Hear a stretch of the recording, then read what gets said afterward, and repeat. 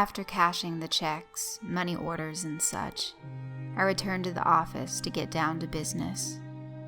I've made quite a profit selling gas masks and protective gear. Business is good. After putting part of the money in the safe and in the cash box, I look over to the stacks of orders. There are 2 orders in what I like to call the exempt pile. One order included an explanatory message saying that the customer thought it might be prudent to get a mask because there had been a couple of disasters near where she lived. I can sympathize. The other is from a guy saying he didn't care about any special features. He just wanted a cool mask to wear to an upcoming party. That's fine by me. It even strikes me as a little amusing for some reason. I take care of those orders first, carefully packaging the masks and making sure to set them apart from the others. After that's done, I tally the number of orders in the other stack, what I call the special orders pile. Once I'm sure of how many masks I'll need to prepare, I fetch the required number and bring them into the back room to begin the process. Safety is the primary thing. First, I inspect my gloves and apron, and finding no flaws, I put them on. Then I don my best gas mask and make sure it's working as it should.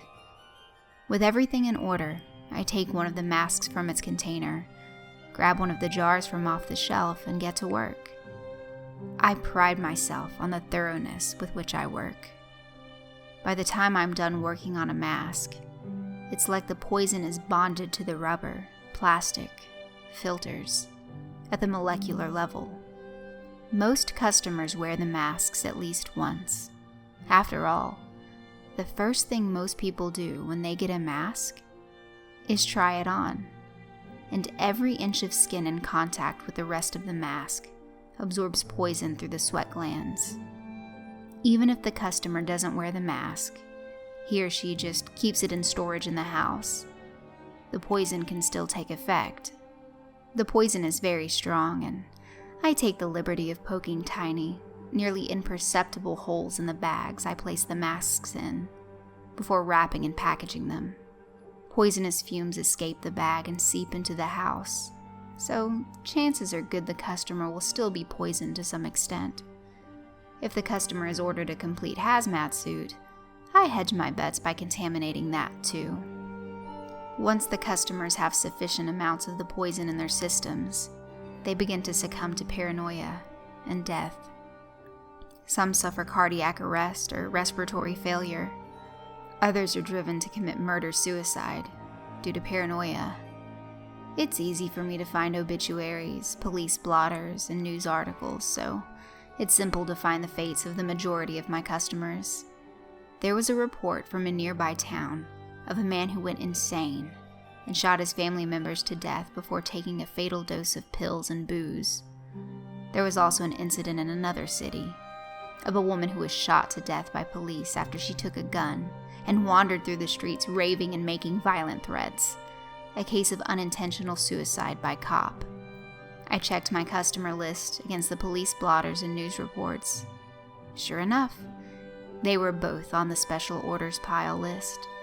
Sometimes I can tell beforehand that the poison is doing its work. For instance, there was a customer who, a couple of weeks after receiving his mask, requested 5 more masks, making all sorts of claims about why he needed them. I could tell from the bizarre claims he made that he was deep into the paranoia stage.